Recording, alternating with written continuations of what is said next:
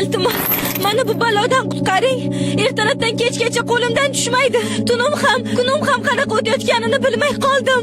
Men bunga qaram bo'lib qoldim. Ertayu kech telefonda umri xazon bo'layotgan inson telefonga qaramlikdan xalos bo'lishni istasa, unda katta va jiddiy maqsadlar qo'yish kerak. Sizda esa bunday maqsadlar yo'q. Maqsadlarim bor axir. Universitetga kirishni, chet elda o'qishni va vatanim uchun kerakli mutaxassis bo'lishni xohlayman. Yo'q, bu maqsadlar emas.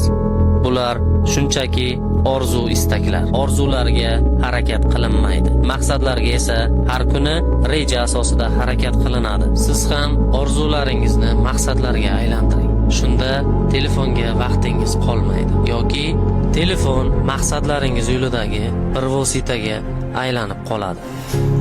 Iltimos, menga yordam bering. Yaqinlarim, do'stlarim, hatto ota-onam mendan voz kechmoqchi. Bu ishim xatoligini o'zim ham bilaman. Mendan yoshi katta, bir necha bor xiyonat ham qilgan. Lekin nima qilay? O'rganib qolganman axir. Siz nafsingiz bilan kurashishingiz kerak.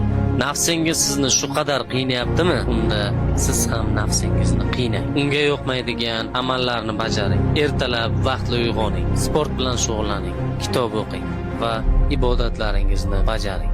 Shunda nafsingiz sizga yengiladi. Sizni tushundim, rahmat. Charchab ketdim. Orzularim, maqsadlarim, rejalarim juda ham ko'p, lekin qo'rqaman. Odamlar nima deydi degan qo'rquv meni tinch qo'ymaydi. Qo'lim hech bir